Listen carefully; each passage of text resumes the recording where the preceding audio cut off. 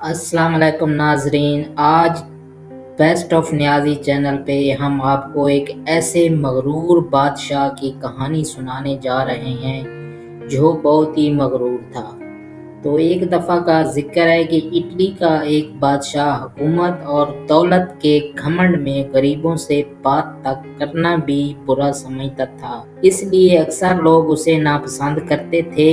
एक रोज बादशाह शिकार करने गया, किसी जानवर का पीछा कर रहा था कि उसका घोड़ा बेकाबू होकर दूर निकल गया। तमाम नौकर सिपाही वजीर सब बिछड़ गए और बादशाह तनहा रह गया। इतने में एक किसान ने बादशाह के घोड़े की रकाब पकड़ ली। इसकी शक्ल हूबहू बादशाह से मिलती थी, फर्क ये था कि इसकी पोशाक और हालत गरीबों जैसी थी। इसने बादशाह से कहा कि मैं 3 दिन से हजूर की ड्यूटी पर भूखा प्यासा चला आ रहा हूँ, मगर कोई मेरी फरियाद नहीं सुनता।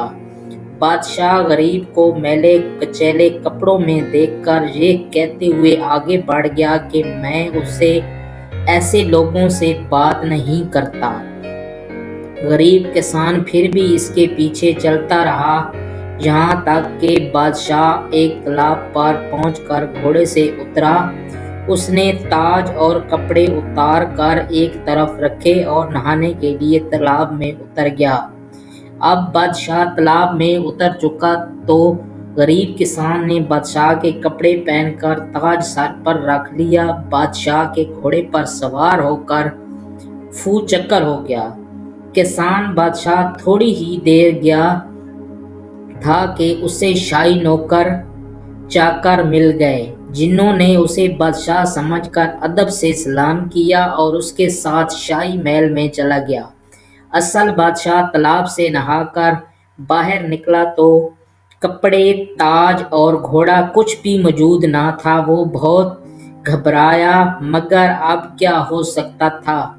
नाचार गरीब किसान के मैले कपड़े पहनने और किसी दिन तक फाका करने और भटकने के बाद शहर पहुंचा, मगर अब उसकी ये हालत थी कि जिससे बात करता कोई मुंह ना लगाता, और जब ये कहता मैं तुम्हारा बादशाह हूँ तो लोग इसे पागल समझकर हंस देते।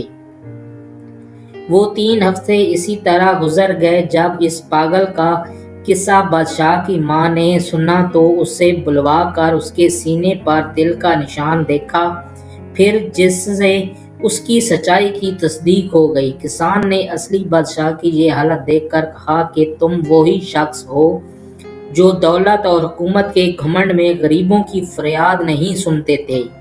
इसकी सजा देने के लिए मैंने ये सब किया। अगर तुम घमंड छोड़कर रहम और इंसाफ का इकरार करो तो मैं तुम्हारा ताज और तख्त वापस करने को तैयार हूँ, वरना अभी कत्ल का हुक्म भी दे सकता हूँ। ये सुनकर बादशाह ने आजिज़ी और नदामत के साथ अपनी गलती तस्लीम की और किसान इसे ताज और तख्त वापस देकर घर चला गया। जिसके बाद बादशाह ने अपनी इस्लाह की और चंद दिनों में उसकी नेक नामी का डंगा दूर दूर तक बजने लगा।